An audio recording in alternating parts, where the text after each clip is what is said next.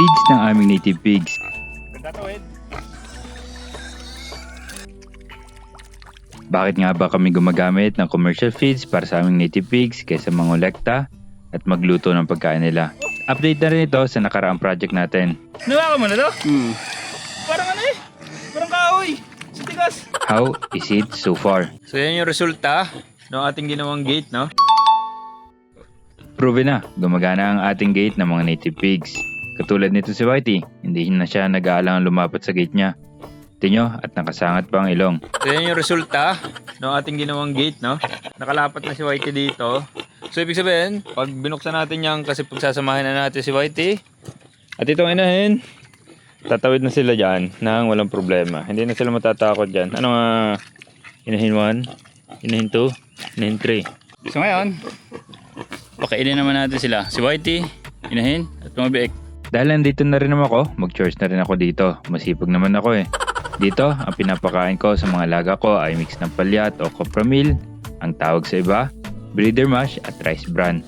Magkakaiba lang ng amount sa bawat grupo, diba? Solo si Whitey pero medyo malaki siya. Then, iba rin sa mga inahin at iba rin sa mga biik. Tigko konti lang ng palyat, gawang minsan hindi gusto ng ating mga baboy ito. Control din ang pagkain kahit paano dahil ayaw naman natin sobrang gastos sa feeds. Ang mga inahin natin, mukhang nag-on hit na dahil nagpapatong-patong na sila katulad dati bago dumating si Whitey. Kaya maganda sa nito. At malakas naman silang kumain. Kaya malapit na silang paghaluin. Wet feeding pala ang ginagawa ko dito para mas busog ang mga alaga at hindi sila ma-bloated. Ang mga biik natin lumalapat na rin sa ating gate na ginawa. Hindi na sila takot. Maganda sa nito. Si Whitey naman ang pakainin natin. Aba, nasampa pa sa gate natin. Puro laway tuloy. Talagang laway na ito sa ating mga inahin. Habang pinapakain ko, napahawak ko sa likod ni Whitey. Hindi naman pinupok mo pa yan. Siguso! Oh! Nawa mo na to? Sumakay ka dyan. Nawa mo na to? Parang ano eh. Parang kahoy. Sa tigas. Ayaw. Ang pinakamaingay pag ganito nakikita na nagpapakain na ang ating mga biik.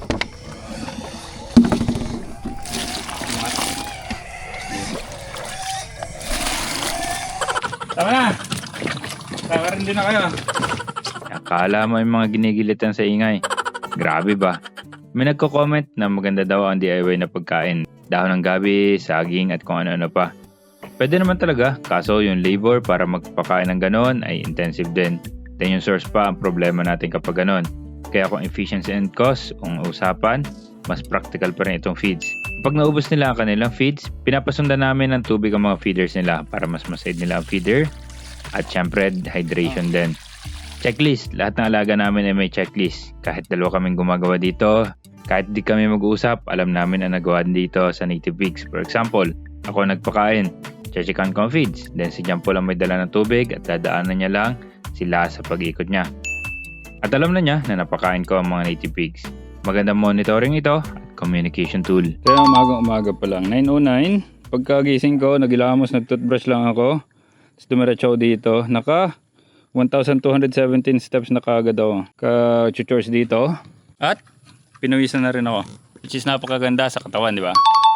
Yan. Basta farming. Hindi nawawala ng gawain. Hindi nawawala ng kailangang prioritize. Pero kayang-kaya. Ilang taon na namin ginagawa to. Kaya ilang. Peace.